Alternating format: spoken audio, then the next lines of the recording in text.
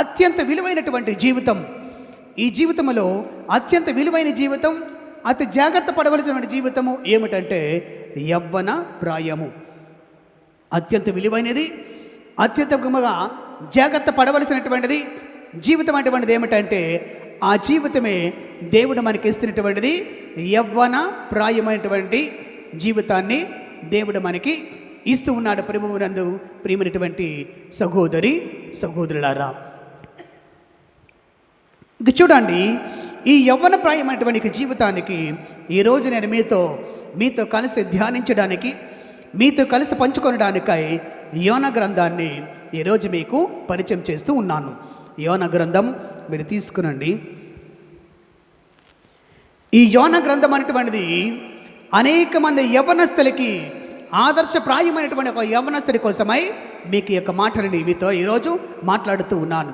యోనా గ్రంథం అన్నది అనేక మంది యవ్వన ప్రాయములు ఉన్నటువంటి వారికి, అమ్మాయిలకు కానీ అబ్బాయిలకు కానీ ఈ యోనా యొక్క జీవితాన్ని చూసిన తరువాత జీవితం తాలూకు విలువేంటో, జీవితంలో మాధుర్యం ఏమిటో, దేవుడిని ఏ కోసం ప్రత్యేకించబడినటువంటి జీవితం ఏమిటో ఈ యోనా యొక్క జీవితం చూసిన తరువాతే మనకి అర్థమవుతూ ఉంటుంది. ప్రియ దేవుని బిడ్డలారా, సహోదరి సహోదరులారా, ఈ యోనా తన యొక్క జీవితం అంటేది సరదాగా సందడిగా గడుపుతూ ఉన్నటువంటి జీవితము. తన యొక్క ఊరిలో తన యొక్క స్నేహితులతో కలిసి, బంధువులతో కలిసి, ఇంటిలో ఉన్నటువంటి వారితో కలిసి ఎంతో చక్కగా గడుపుతున్నటువంటి జీవితం. పిలుపు అనేది రెండు రకాలు. ఒకటి ఇహలోక పిలుపు, రెండవది ప్రత్యేకించబడిన పిలుపు, మూడవ పిలుపు ఒకటి ఉంది, అది శాశ్వతమైన పిలుపు. ఒకటి ఇహలోక పిలుపు, రెండవది ప్రత్యేకించబడిన పిలుపు, మూడవది శాశ్వతమైన పిలుపు. ఈ మూడు పిలుపుల్లో మొట్టమొదటిది ఇహలోక పిలుపు అని అనగా మాతృగర్భమన రూపొందక మునిపే దేవుడు నిన్ను ఎంచుకున్నాడు. ఇది ఇహలోకమైనటువంటి పిలుపు. ఈ లోకానికి నువ్వు రావాలి, ఇదిగో వీరికి తల్లిదండ్రులు, వీరి తల్లిదండ్రులు, వీరి నీకు బిడ్డలుగా ఉంటున్నారు, వీరిని అన్నదమ్ములుగా ఉంటున్నారు, ఇందుకోసమని దేవుడు నిన్ను ప్రత్యేకించి పిలుచుకున్నాడు. ఇది మొదటి పిలుపు. రెండవ పిలుపు అనేటువంటిది ఏమిటంటే ప్రత్యేకించబడినటువంటి పిలుపు. అనగా నేను ఒక గురువుగా నా అన్నదమ్ముల నుంచి, నా యొక్క కుటుంబీకుల దగ్గర నుంచి దేవుడు నన్ను ప్రత్యేకించి ఒక గురువుగా ఇచ్చినటువంటి పిలుపు. అది నాకు ప్రత్యేకమైనటువంటి పిలుపు. నీ ప్రాయములు ఉన్నటువంటి వారికి ఎవరికి కూడా లేని భాగ్యము దేవుడు నీకు త్వరగా నీ చదువుకు తగిన ఉద్యోగాన్ని, నీ మనస్తత్వం తగినటువంటి భార్యని, నీ ఇష్టానికి తగినటువంటి బిడ్డలని దేవుడిచ్చాడు. చూడు, ఇది దేవుడు ఈ కుటుంబం కోసమై నిన్ను ప్రత్యేకించినటువంటి జీవితం. అది ఆ జీవితం అనే దాన్ని కూడా పిలుపు అని అంటున్నాము. ప్రత్యేకించబడినటువంటి పిలుపు.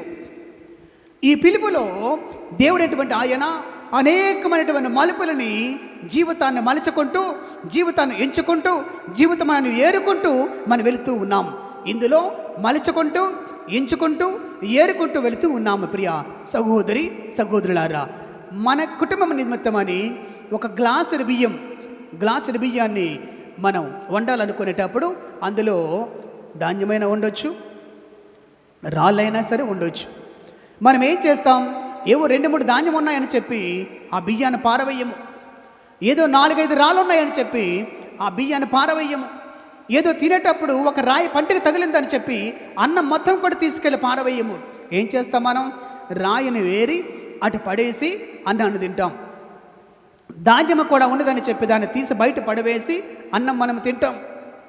దేవుడు కూడా నీలో ఉండే లోపాలను కూడా ఆయన ఎంచి, మనం ఎక్కడేస్తున్నామేమో కానీ దేవుడు కూడా నాలో ఉన్నటువంటి లోపాలని ఎంచి ఆయన సుదీర్ఘమైనటువంటి దూరాన్ని విసిరి పడవేస్తూ ఉన్నాడు. ఆయన యేసయ్య ఆయన విసిరే దూరం ఎంతంటే మరలా ముందు కనపడకూడదు.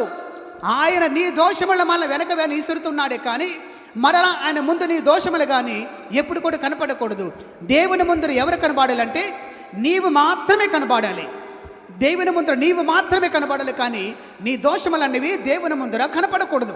అందుకనే యేసయ్య సిలువ మోస్తూ ఉన్నప్పుడు మన దోషములన్నీ కూడా ఆయన ఏం చేశారంటే వాటిని వెనకకు విసిరి కొట్టాడు. ఆయన యేసయ్య మన దోషములని వెనకకు విసిరి కొట్టాడు. అనగా దాని అర్థం ఏమిటంటే నీవు నాకు ముందుండాలి నాన్న, నువ్వు నాకు ముందుండాలి తల్లి, అంతేకాని నీ పాపములు కాదు, నీ దోషములు కాదు. నీ పాపములు, నీ దోషములు ఇవన్నీ కూడా నా వెనకనుండాలి. నేను మరలా వాటిని చూడకూడదు, మరలా నీ దోషములను చూడకూడదు, మరలా నీ పాపములను కనిపించకూడదు, మరలా నీ నేరములను కనిపించకూడదు. మరి ఎవరు కనబడాలి ప్రభువా? నీవు మాత్రమే నాకు కనబడాలి. నేను నీ కోసమని వచ్చాను, నీ పాపముల కోసమై రాలేదు. నేను నీ కోసమని వచ్చాను, నీ దోషముల కోసమై రాలేదు. నేను నీ కోసమై వచ్చాను. నువ్వు చేసిన దోషములన్నీ కూడా వేళ్ళతో చూపించడానికై నేను ఈ లోకములో నీ కోసమని నేను రాలేదు. నేను వచ్చినటువంటిది నీవు కావాలి, నాకు నీవు కావాలి, నువ్వే కావాలి తప్ప నీ పాపకరమైనటువంటి స్థితి అనేటువంటిది మాత్రం నాకు అసలు అది అవసరమే లేదని ప్రభు మనకు చెప్తూ ఉన్నాడు. ప్రియా సహోదరి సహోదరులారా, ఈ విధానంలోనే ఈరోజు మనము యోనా కోసమని తెలుసుకుంటూ ఉన్నాం. చాలామంది చూడండి, యవనస్తులు తల్లిదండ్రులు చెప్పిన మాట వాళ్ళు వినరు. ఏదో తిట్టారనో, ఏదో 4 మాటలు ఆడారనో, ఏదో దండించారనో వీటిని ఆసరాగా తీసుకొని జీవితాన్ని చాలా నాశనం చేసుకుంటూ ఉన్నారు. చూడండి, ఇందులో 1వ వాక్యం చదవండి. యోనా గ్రంథము 1వ వాక్యం. ప్రభువాని అమిత్తాయి కుమారుడైన యోనాకు ప్రత్యక్షమై అతనితో నీవు ఆ పెద్ద నగరమైన నినెవేకు వెళ్ళి దానిని మందలింపుము. ప్రభువు అంటున్నాడు ఏమని చూడండి, ఈయన ఎక్కడో ఉన్నటువంటి యోనాను పిలిచి నువ్వు రా, నువ్వు ఆ నగరం దగ్గరికి వెళ్ళు, వారిని నువ్వు మందలించని దేవుడు ఆయనకి ప్రత్యేకమైనటువంటి, చూడండి మీకు 3 పిలుపులు చెప్పాను. ఒకటి ఇహలోక పిలుపు, 2వది ప్రత్యేకమైన పిలుపు, 3వది శాశ్వత పిలుపు. ఈ ఇహలోక పిలుపు అనేటువంటిది యోనా తన యొక్క తల్లిదండ్రులు కలిగిన బిడ్డగా ఇది ఇహలోక పిలుపు. ఇందులో ప్రత్యేకమైన పిలుపు ఏమిటంటే నీవు నినివే కోసమని నువ్వు వెళ్ళాలి, నినివే ప్రజలకు నువ్వు బోధించాలి, నినివే ప్రజలకు నువ్వు చెప్పాలి, నేను చెప్పిన సంగతులను నువ్వు చెప్పాలి. ఇది ప్రత్యేకించబడినటువంటి పిలుపు. ఈ ప్రత్యేకించబడినటువంటి పిలుపులోనే ఆయన ఏమంటున్నాడంటే, యోనా నేను వెళ్ళను, నాకు ఇష్టం లేదు. ఈ రోజుల్లో పిల్లలు తల్లిదండ్రులు చెప్పినటువంటి ఆ యొక్క మాటల్ని వినరు, తల్లిదండ్రులు చెప్పిన మార్గంలో నడవరు. వాళ్ళంటారు, ఇదిగో నీవు యొక్క ఇంజనీరింగ్ నువ్వు చదువు, నీ భవిష్యత్తు బాగుంటుంది. వాళ్ళంటే నేను ఇంజనీరింగ్ నేను చదవను. మరి ఏం చేస్తావు నువ్వు?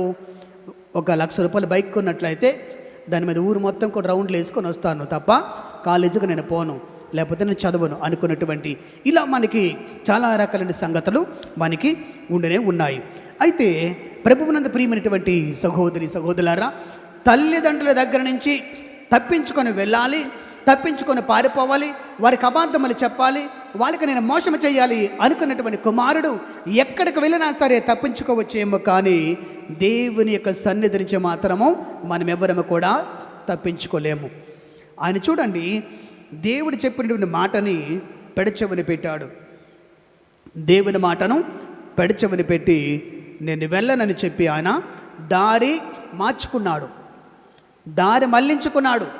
దేవుడు చూపించింది ఒక దారి అయితే మానవులమైన మనం ఇంకొక దారిని వెళుతూ ఉంటాం. దేవుడు చూపించిన దారి వెళ్ళినట్టయితే మనకి శ్రమలతో కూడుకున్నా సరే దాని ఫలితం మాత్రము మహా గొప్పగా ఉంటుంది.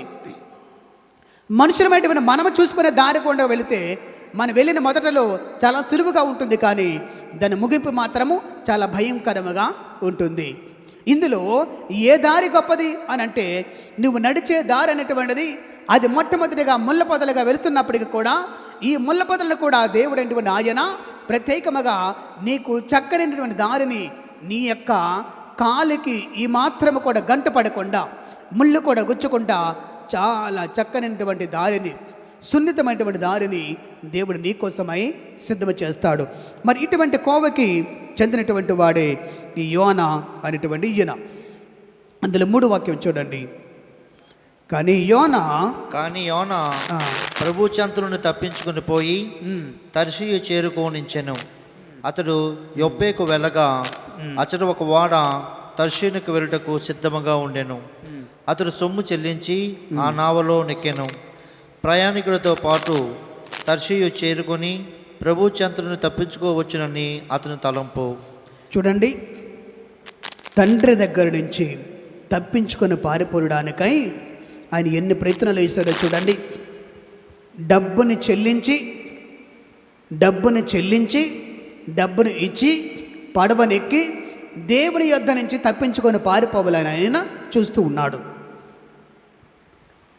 ఇష్టం లేనటువంటి చదువుని, ఇష్టం లేనటువంటి ఉద్యోగాన్ని, ఇష్టం లేనటువంటి భార్యని, ఇష్టం లేనటువంటి బంధాన్ని, వీటన్నిటిని కూడా విడిచిపెట్టడం అనడానికై ఏం చేస్తాం మనము అనంటే, డబ్బు చెల్లించైనా సరే, దానికి తిరిగి నష్టపరిహారాన్ని చెల్లించైనా సరే వదిలించుకోవడానికి చూస్తూ ఉంటాం.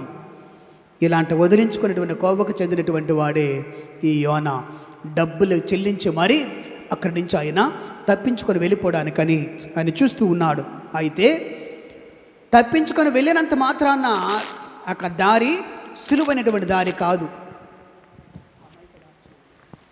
ఆయన తప్పించుకొని వెళ్ళినంత మాత్రాన ఆ దారి సులువైన దారి మాత్రమే కాదు. ఎందుకంటే ఆయన వెళ్ళి ఎవరి చేతులు పడ్డాడు? ఆయన సజీవుడైనటువంటి దేవునికి చేతుల్లో పడ్డాడు, కానీ మనుషులకు చేతులు అని పడలేదు.